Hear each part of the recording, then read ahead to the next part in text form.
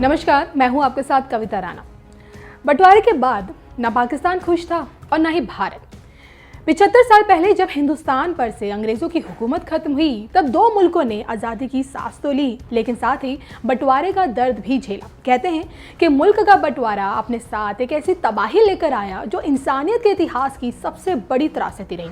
बंटवारे के हक में रहे मोहम्मद अली जिन्ना को इस बात की शिकायत थी कि उन्हें दीमक लगा पाकिस्तान थमा दिया गया। लेकिन क्या आप जानते हैं, जिस पाकिस्तान में जिन्ना को दीमक नजर आ रही थी, वो न सिर्फ आर्यों की प्राचीन भूमि हुआ करती थी, बल्कि दुनिया की सबसे पुरानी सभ्यता हड़प्पा और मोहनजोदाड़ो का भी केंद्र रही। आज भी दुनिया का प्रथम विश्वविद्यालय पाकिस्तान में मिलता है और आज भी हिंदू धर्म की छाप पाकिस्तान की धरती पर दिखती है। हिमालय का अगर एक बड़ा हिस्सा देखिए भारत में है, तो कुछ हिस्सा पाकिस्तान में भी है। अब जम्मू कश्मीर की जंसकार वैली और पाकिस्तान की हुंजा वैली देख लीजिए, हूबहू एक जैसी दिखती है। मुंबई का मरीन ड्राइव ले लीजिए और कराची का सी व्यू देख लीजिए, लगभग एक जैसा दिखता है। भारत का आमेर फोर्ट हो या फिर पाकिस्तान का लाहौर फोर्ट, दिखने में दोनों एक जैसे हैं। दिल्ली की जामा मस्जिद और पाकिस्तान की बादशाही मस्जिद दिखने में एक जैसी है। यहाँ तक कि देखिए चाय का कल्चर भी भारत और पाकिस्तान में एक जैसा है। तो दो देशों के बीच इतनी समानताएं होने के बावजूद भी पाकिस्तान खुद को भारतीय संस्कृति से अलग मानता है। तभी तो मुल्क में मौजूद प्राचीन हिंदू मंदिर अब खंडर में तब्दील हो चुके हैं।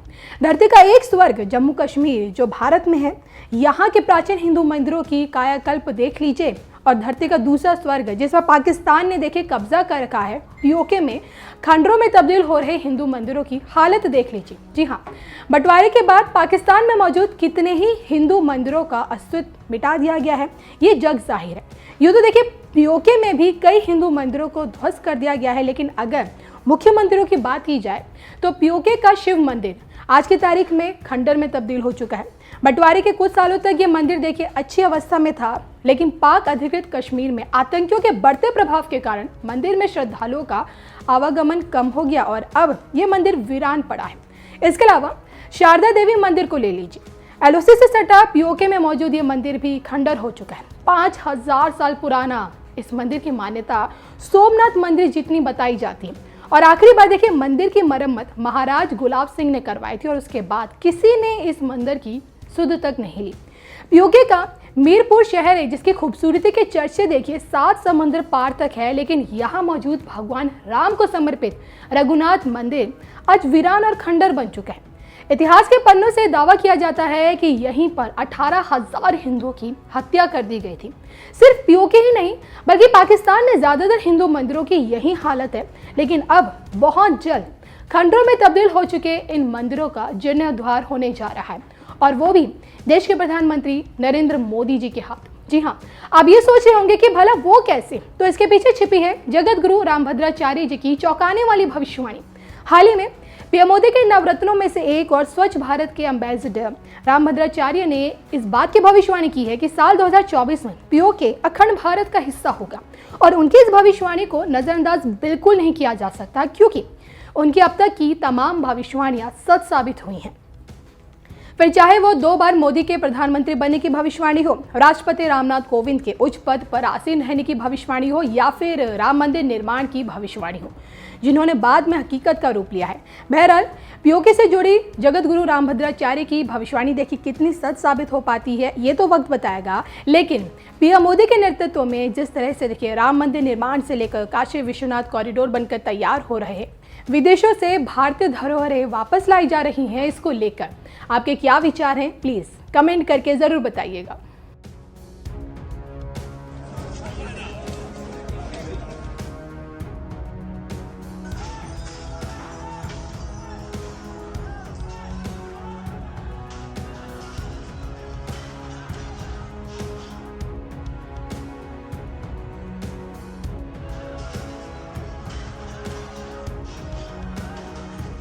झांसी की इस शौर्य भूमि पर कदम पड़ते ही ऐसा कौन होगा जिसके शरीर में बिजली न दौड़ जाती हो? ऐसा कौन होगा यहां जिसके कानों में मैं मेरी झांसी नहीं दूंगी कि गर्जना न गूंजने लगती हो। ऐसा कौन होगा जिसे यहां के रजकणों से लेकर आकाश के बृहत शून्य में साक्षात रणचंडी के दिव्य दर्शन न होते हो। और आज तो शौर्य पराक्रम की पराकाष्ठा हमारी रानी लक्ष्मीबाई जी का जन्म जयंती भी है। आज झांसी की ये धरती आजादी के भव्य अमृत महोत्सव की साक्षी बन रही है। और आज इस धरती पर एक नया सशक्त और सामर्थ्यशाली भारत आकार ले रहा है। ऐसे में आज झांसी में आकर मैं कैसा महसूस कर रहा हूं, इसकी अभिव्यक्ति शब्दों में आसान नहीं है। लेकिन मैं देख सकता हूं राष्ट्रभक्ति का जो ज्वार मेरी झांसी का जो मनोभाव मेरे मन में उमड़ रहा है, वो बुंदेलखंड के जन जन की ऊर्जा है, उनकी प्रेरणा है। मैं इस जागरूक चेतना को महसूस भी कर रहा हूं और झांसी को बोलते हुए सुन भी रहा हूं। ये झांसी रानी लक्ष्मीबाई की ये धरती बोल रही है। मैं तीर्थस्थली वीरों की, मैं क्रांतिकारियों की काशी, मैं तीर्थस्थली वीरों की, मैं क्रांतिकारियों की काशी, मैं हूं झांसी, मैं हूं झांसी, मैं हूं झांसी, मैं हूं झांसी। मेरे ऊपर मां भारती का अनंत आशीर्वाद है कि क्रांतिकारियों के इस काशी झांसी का अथाह प्यार मुझे हमेशा मिला है। और यह भी मेरा सौभाग्य है कि मैं झांसी की रानी की जन्मस्थली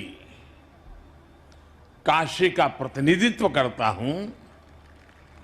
मुझे काशी की सेवा का अवसर मिला है, इसलिए इस धरती पर आकर मुझे एक विशेष कृतज्ञता की अनुभूति होती है, एक विशेष अपनापन लगता है। किसी कृतज्ञ भाव से मैं झांसी को नमन करता हूं। वीर वीरांगनाओं की धरती बुंदेलखंड को सर झुकाकर प्रणाम करता हूं। साथियों, आज गुरु नानक देव जी की जयंती,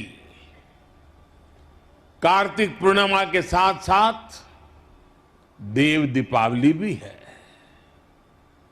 मैं गुरु नानक देव जी को नमन करते हुए सभी देशवासियों के इन पर्व की हार्दिक शुभकामनाएं देता हूं। देव दीपावली पर काशी एक अद्भुत दैवीय प्रकाश में सजती है।